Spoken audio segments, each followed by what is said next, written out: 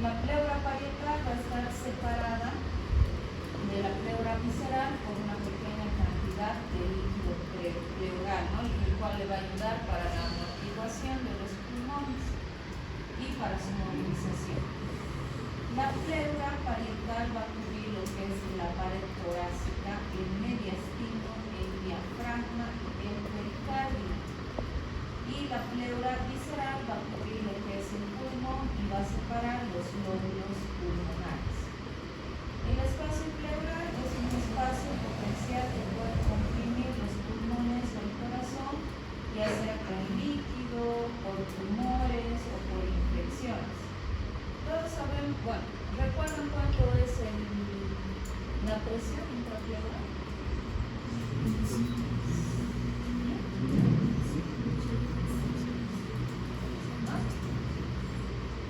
Es negativa para empezar, ¿no? La presión intrapleural. Por eso que cuando hay una lesión, ya sea penetrante, el aire entra, ¿no? Por eso decimos que es una presión negativa, es de menos 5 centímetros de agua.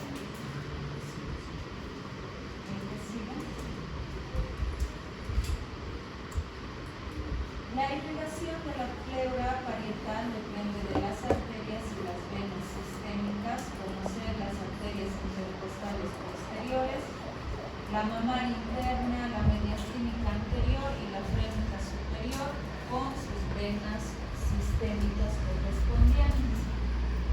La pleura visceral recibe una irrigación sistémica y pulmonar. El drenaje linfático de la pleura parietal se va a producir hacia los ganglios linfáticos regionales. Los linfáticos de la pleura visceral van a seguir los linfáticos superficiales pulmonares y drenan en los ganglios linfáticos mediastínicos. La pleura parietal, situada bajo las costillas, va a recibir numerosas terminaciones nerviosas de los nervios intercostales. La pleura visceral va a estar inervada por ramas vagales y por el sistema simpático. El tórax óseo va a estar cubierto por tres grupos de músculos, que son los músculos respiratorios primarios, los respiratorios secundarios y los músculos que unen la extremidad superior al tronco. Los músculos primarios van a ser el diafragma y los músculos intercostales. Estos intercostales están, ¿no?, en los espacios del mismo nombre.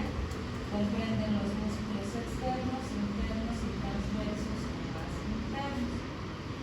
¿No? Como vemos en la imagen de la izquierda, ahí tenemos los músculos intercostales entre cada espacio. Y en el lado derecho tenemos algo que es una referencia anatómica muy importante, que es el paquete básico nervioso. ¿Dónde se encuentra? En el borde inferior, ¿no? Entonces, ese es un dato importante para realizar procedimientos a nivel del tórax. Como sabemos que está yendo por el borde inferior, ¿no?, tenemos que, por ejemplo, cuando se coloca un drenaje pleural, tenemos que ubicar el borde superior de la costilla para no lesionar eso. Los músculos extrínsecos del tórax son el dorsal ancho, el cerrato anterior, los pectorales mayor y menor y los cervicales, ¿no?, desde el glenomastoideo, los escalenos, anterior, medio y posterior. No, estos músculos se insertan en el tórax óseo y protegen la pared torácica. Los músculos secundarios comprenden el esternocleidomastoideo, el cerrato posterior y los elevadores de las costillas. El tercer grupo muscular une la extremidad superior al tronco. Los músculos pectorales mayor y menor ocupan una posición anterior y superficial. La musculatura posterior superficial comprende lo que son los músculos trapecio y dorsal ancho. La musculatura profunda incluye los cerratos anterior y posterior, los elevadores y los romboides mayor y menor.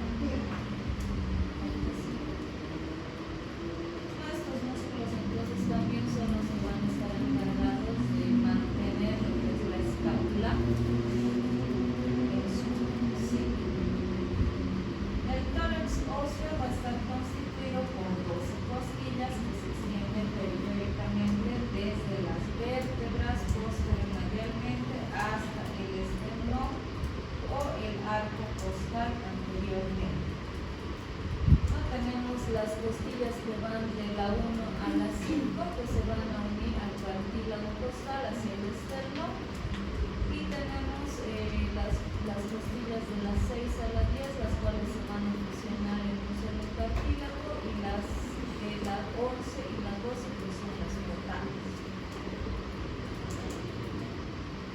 Después, entre otras características, tenemos la primera costilla, ¿no?, que es más plana y va a formar un orificio en la parte superior por donde van a pasar los grandes vasos, ¿no?, el esófago, etc.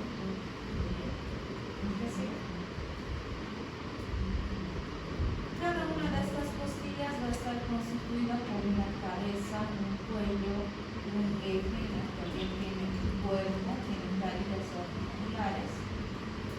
La cabeza de cada costilla tiene una carilla articular superior y una inferior.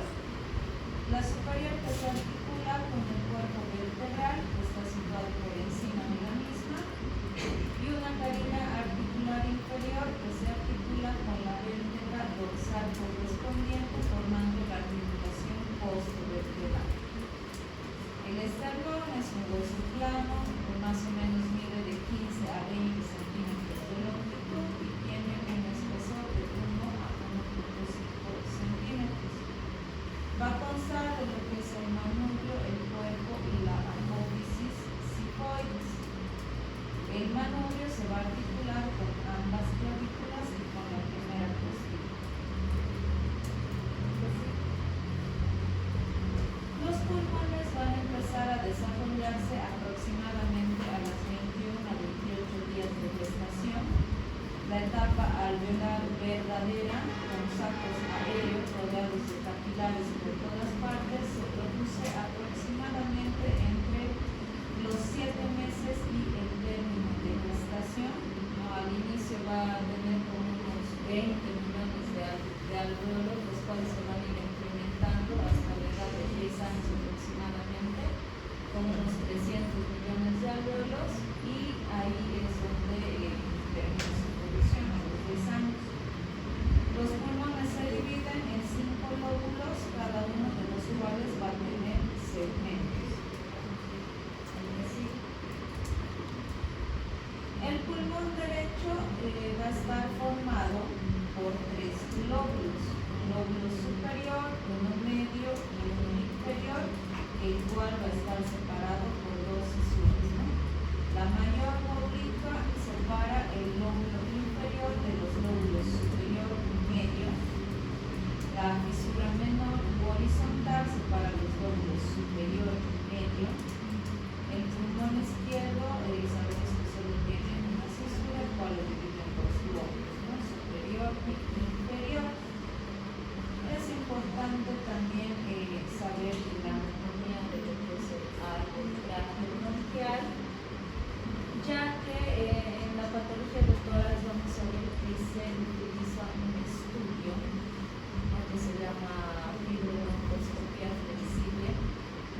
Es como una endoscopía, si ustedes alguna vez han visto, pero solamente que es de la vía aérea, ¿no? Más o menos el equipo es casi similar, solo es un poco más pequeño y un poco más delgado para que pueda entrar a la vía aérea. Este se puede introducir ya sea por las fosas nasales o también por la boca.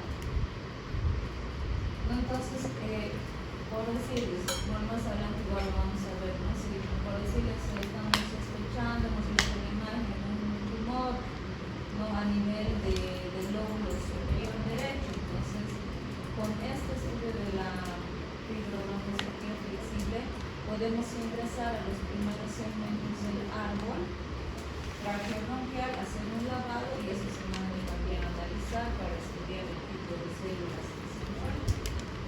No tenemos en el lado derecho tenemos lo que es el número 1, ¿no? Ustedes si se fijan en el pipito, ese corresponde al apical, el 2 posterior, el 3 anterior, que corresponde al lóbulo superior. En el lóbulo medio tenemos el 4, que es lateral, el 5 medial.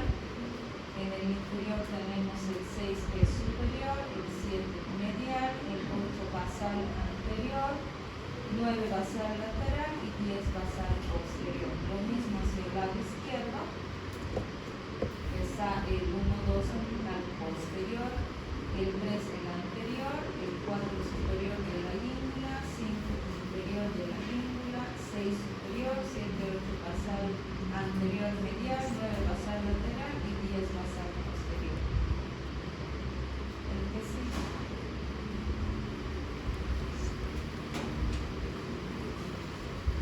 En cuanto a la irrigación de los pulmones, está irrigado por arterias y venas pulmonares. Su irrigación utiliza por arterias y venas bronquiales. La tráquea no es un conducto fibrocartilaginoso oblicuo hacia abajo y hacia atrás. Es la continuación de la laringe y termina en el mediastino, bifurcándose en dos bronquios principales, derecho e izquierdo.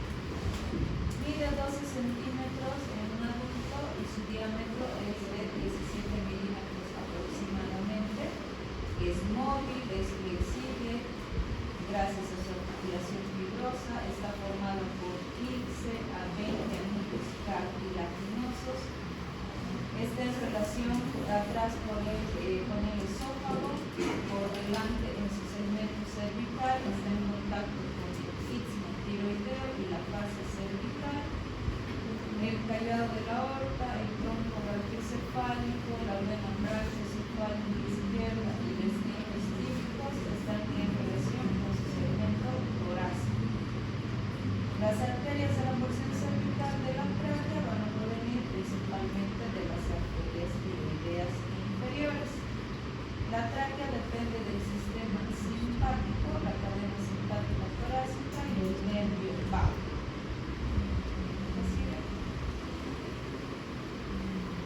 Bien, ya entrando a lo que es las lesiones congénitas del pulmón, las malformaciones pulmonares congénitas son un grupo de trastornos del desarrollo y crecimiento bronco-pulmonar que van a estar originados en las distintas etapas evolutivas del sistema respiratorio. Pueden afectar tanto la vía aérea, el parénquima pulmonar, la irrigación arterial, pulmonar, el drenaje venoso o una combinación de ellos. No puede haber una alteración por una mutación, una alteración genética, lo cual durante el desarrollo del feto, lo cual va a producir estas lesiones congénitas. Entonces, sigan. Estas vamos a ver por etapas. Tenemos la etapa embrionaria que ocurre durante las primeras 5 semanas de gestación. Vemos que a partir del intestino primitivo se desarrolla un divertículo ventral respiratorio desde donde inicia el desarrollo del tejido epitelial de todo el árbol respiratorio y de las vías aéreas mayores, que posteriormente está destinado a convertirse en los 5 bronquios ovales.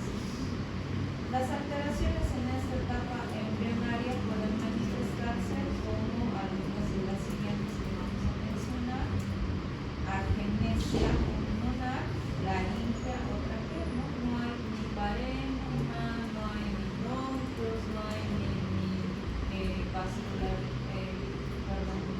no hay arterias ni vasos, no existe, por eso es agenesia pulmonar.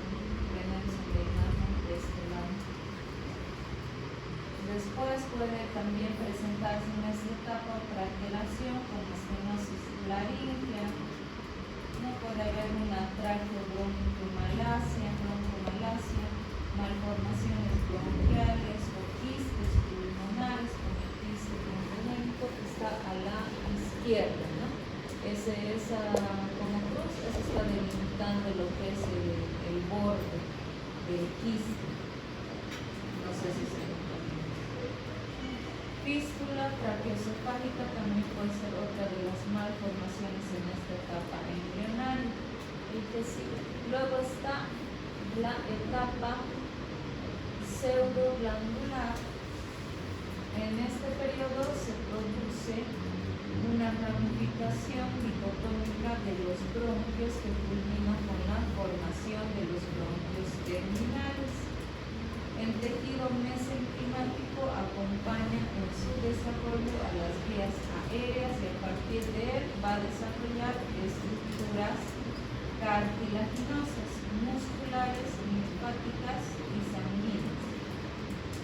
Las malformaciones que se originan en esta etapa son una malformación congénita de la vía aérea pulmonar, linfangiectasia pulmonar congénita, hipoplasia pulmonar, como en la radiografía que vemos, no se ha terminado de desarrollar, ¿no?, en el pulmón, por eso solamente se ve una sola parte, no está expandido como vemos en el lado contralateral.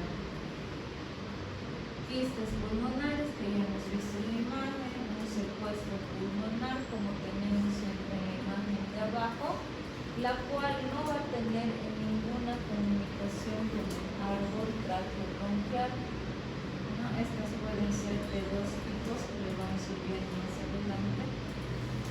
Luego también otra de las malformaciones está la hernia diafragmática congénita.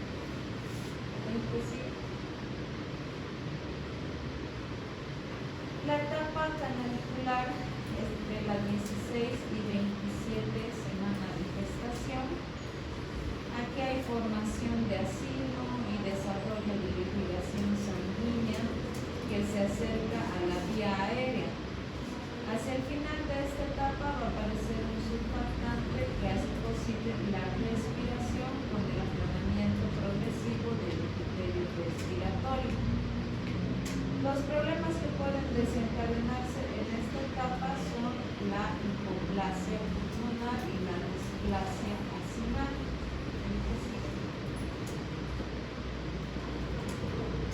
Luego tenemos lo que es la etapa sacular, que va desde la semana 28 a la 36 semana de gestación. Los bronquiolos terminales se transforman en bronquios respiratorios y se forman racimos terminales llamados sáculos que permiten el intercambio gasoso. Luego está la etapa alveolar, que va desde la semana 36 hasta los 2 a 3 años de edad. Aparecen septos secundarios, formación de estructuras alveolares que siguen posteriormente su desarrollo. Las alteraciones en esta etapa sacular y alveolar pueden tener como consecuencia el desarrollo de las siguientes malformaciones, que son hipoplasia pulmonar, displasia acinar y displasia alveolo-capilar. ¿Qué sigue? Luego está la clasificación de la patología pulmonar congénita. La más utilizada es la de Langston, que desde el punto de vista fisiopatológico categoriza las malformaciones del tracto respiratorio en 5 tipos, que son la atresia bronquial, la malformación pulmonar congénita de la vía aérea, el secuestro broncopulmonar extralobar, la hiperinsuflación lobar congénita y el quiste broncogénito. En cuanto a la atresia bronquial, esta se debe a la falta de formación parcial de un bronquio lobular segmentario o subsegmentario con desarrollo normal de la vía aérea distal. Sus causas no son claras, pero autores han propuesto como etiología más probable una injuria, o sea, una lesión o daño vascular producido en algún momento en el cual se estaba desarrollando el árbol bronquial. En cuanto a su evaluación y diagnóstico, muchas veces es asintomática, por lo que el diagnóstico suele ser con un hallazgo radiológico en niños o en adultos. En recién nacidos, esta zona distal al segmento atrésico puede atelectasiarse y resultar en una ectasia mucosa. Va a haber imágenes hipoventiladas que pueden confundirse con un pulmón poco aireado en los recién nacidos. razón por la cual recomiendan evitar una evaluación radiológica inmediatamente luego del parto. Las imágenes de la tomografía axial computada y reconstrucciones en 3D pueden ser útiles para llegar a su diagnóstico. El tratamiento, resección quirúrgica, está indicado en pacientes sintomáticos. Estos pacientes, como tienen una malformación a ese nivel, pueden producir numerosos cuadros de infecciones, una repercusión respiratorias. En los que son asintomáticos, la resección, es decir, el tratamiento quirúrgico, se puede programar de forma electiva, haciendo conocer el riesgo de las infecciones que pueda producirse a lo largo de la vida de este paciente. El que sigue. La malformación congénita de la vía aérea pulmonar es una lesión de predominio parenquimatoso. Consiste en una masa multiquística benigna, como podemos ver en la ecografía. En la parte de arriba hay varios círculos, dos que están unidos, eso representa los quistes. Este tejido pulmonar no es funcional. Ahora se separa la puerta. Tejido lóbulo pulmonar. Y ocasionalmente puede ser bilateral. Siempre tiene una irrigación del territorio pulmonar.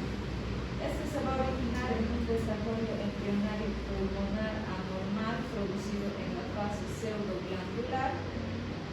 Va a generar hiperplasia compensatoria de la vía aérea distal y reemplazo del parénquima normal con quistes de distintos tamaños y ubicación. Este está dividido en etapas del 0 al 1, 2, 3, 4, 5. Perdón, 0, 1, 2, 3 y 4. El tipo 0 se origina a partir de la tráquea o tejido bronquial. Va del 1 al 3%, por lo cual es de baja incidencia. Estos quistes son de hasta 0.5 centímetros de diámetro. Afectan los lóbulos pulmonares. Estos en general son incompatibles con la vida y se asocian a anomalías cardíacas graves. El tipo 1 es el quiste único grande o múltiples mayores a 2 centímetros de diámetro. Este tipo es el más frecuente, representa el 50 al 70%. La malformación ejerce un efecto de masa que comprime el pulmón sano y puede generar dificultad respiratoria en el recién nacido. El de tipo 2 tiene múltiples quistes de menos de 2 centímetros que afectan a un lóbulo pulmonar y tienen origen bronquiolar. Es el segundo tipo más frecuente, representando entre el 20 a 40%. Tiene una alta asociación por secuestro pulmonar y malformaciones de otros sistemas. El que sigue. El de tipo 3, que es una masa sólida de origen bronquiolar alveolar, que puede desplazar y comprimir el pulmón contralateral y las estructuras mediastínicas, provocando por la compresión una hipertensión pulmonar o hidroxpetal. Y el de tipo 4, que tiene un origen acinar distal con grandes quistes periféricos de hasta 7 centímetros de diámetro y corresponde al 10 al 15% de las malformaciones. En cuanto a la evolución y diagnóstico, existe un amplio espectro de manifestaciones clínicas que van desde la muerte fetal, no se acuerdan que vimos que hay unos que son compatibles con la vida, hasta la falta absoluta de síntomas. La clínica más frecuente son las infecciones pulmonares recurrentes, la dificultad respiratoria, neumotórax, hemotórax o hemoptisis.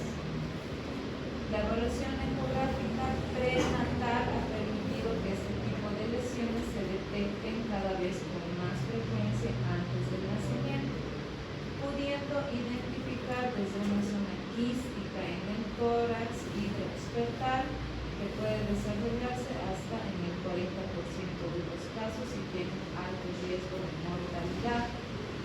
La resonancia magnética fetal ayuda en el diagnóstico diferencial y también puede ver patologías asociadas. El estudio en el periodo neonatal incluye la radiografía de tórax, que puede mostrar múltiples quistes de paredes finas con ocupación interior o contenido aéreo, ¿no? O líquido, y desplazamiento de estructuras mediastínicas, es decir, que a medida que, por decirlo, ¿no? Ahí tenemos los quistes.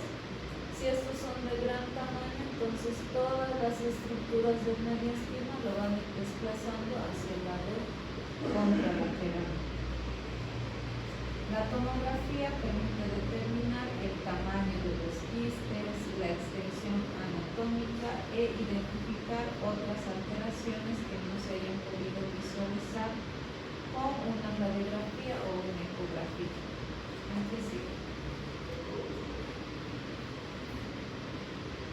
Tratamiento: corticoides prenatales, pacientes con esa malformación, ¿no? Especialmente en aquellos que tengan un quiste sólido microquístico, pueden ser sometidos a inyecciones prenatales como la betametasona, ¿no? que se ha evidenciado una reducción del volumen del quiste, una resolución del líquido fetal cercano más o menos al 80%.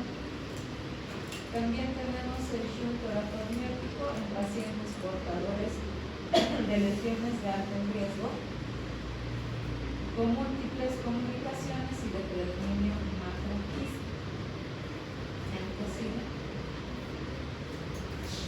Está la cirugía fetal, la lobectomía, neumonectomía o la resección de la masa en fetos menores de 30 semanas que no han respondido al tratamiento con corticoides prenatales. También es una alternativa terapéutica para aquellos fetos portadores de lesiones con predominio sólido o microquístico. No se puede hacer una cirugía fetal. No, eso, bueno, acá no lo tenemos, pero es más o menos, ¿no? Como una cirugía para que puedan entender como una laparoscópica. Se introduce unos, pero son pues unos instrumentos bien finitos hacia el útero y ahí se puede hacer el procedimiento. Está la cirugía postnatal, cuando el recién nacido evoluciona sintomático, la indicación quirúrgica es inmediata. Se tiene que hacer una resección de la malformación y el tratamiento no puede ser de elección dependiendo de los síntomas del recién nacido. ¿El que sigue? El enfisema lobar congénito consiste en una hiperinsuflación de uno o más glóbulos pulmonares que produce una compresión del parénquima y un desplazamiento mediastínico. Su origen se encuentra en un estrechamiento bronquial intrínseco o extrínseco que lleva a un atrapamiento aéreo. Las causas principales son la alteración del desarrollo del cartílago bronquial y la estenosis bronquial idiopática. En evaluación y diagnóstico, un tercio de los pacientes presenta síntomas en el periodo de recién nacido y un 50% después de los 6 meses de vida. La sintomatología respiratoria es variable y dependiente de la distensión progresiva del lóbulo comprometido, pudiendo presentar dificultad respiratoria leve de forma inicial y llegar posteriormente a una falla respiratoria aguda.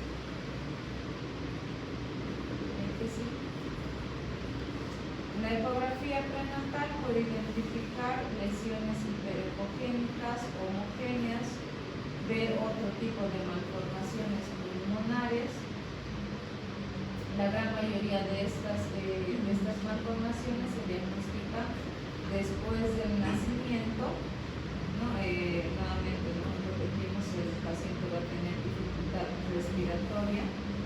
Se puede realizar una radiografía de tórax que va a demostrar hiperinsuflación o desplazamiento también de mediastino con zonas atelectásicas. ¿No te va a decir zonas atelectásicas?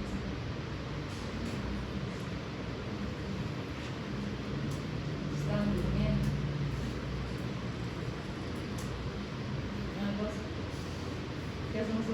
La TAC pulmonar es importante para demostrar la presencia de vasos pulmonares atenuados en el lóbulo hiperinsuflado. El que sigue. En cuanto al tratamiento, la lobectomía o toracotomía o toracoscopía es el tratamiento de elección para los pacientes que son sintomáticos, programándose de manera electiva en aquellos que son asintomáticos. ¿Cómo será una toracotomía? ¿Cómo será una toracoscopía?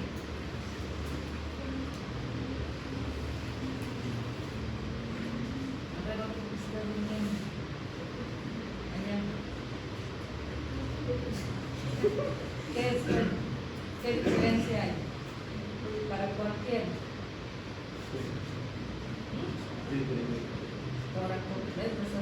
Toracotomía, toracoscopía, o es lo mismo. A ver.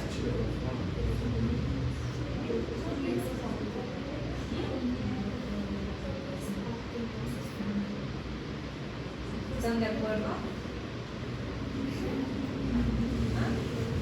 ¿Qué dicen? ¿Qué es toracotomía? Como estaba diciendo, ¿no? Vamos a hacer un corte. Vamos a ver directamente lo que es el pulmón, es una cirugía abierta, convencional. Y oscopía, ¿no?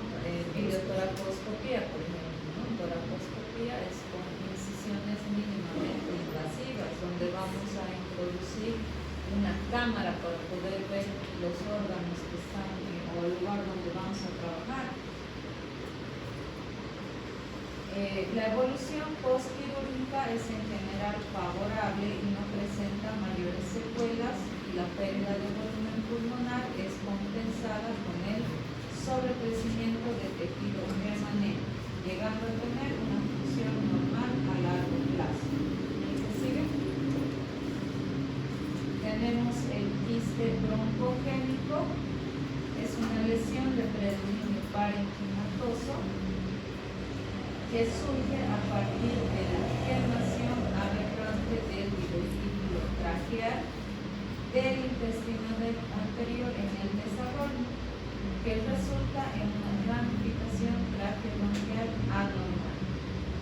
Se trata de una formación quística única de contenido líquido o mucoso y habitualmente no está comunicado con la vía aérea. Su ubicación más frecuente es a nivel mediastínico cerca a la carina, pero puede encontrarse en cualquier zona del parénquima pulmonar o incluso puede ser subpleurales. Esta se va a asociar con otras malformaciones como el enfisema lobar congénito. ¿El que sigue? La evaluación y diagnóstico.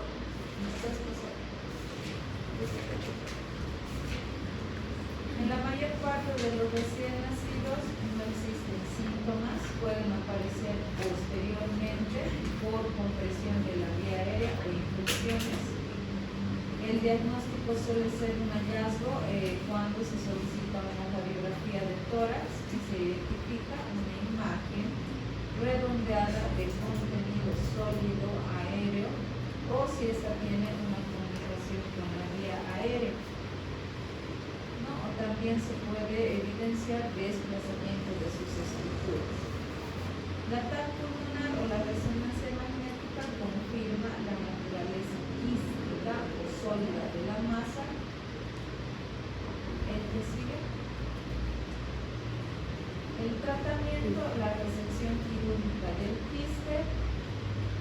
ya sea por toracotomía o videotoracoscopía, o eventualmente la lobectomía si el quiste es intrapulmonar. ¿Qué quiere decir? Si el quiste está, por decirles, en un lóbulo, pero no está periférico, está en la parte central del lóbulo, no vamos a poder nosotros abrir el pulmón y sacar. Tendremos que hacer una lobectomía, lamentablemente. Una vez extirpado, permite una buena expansión del parénquima pulmonar del resto de lo que le queda y la recuperación completa de la función pulmonar. No quiere decir que porque le hayan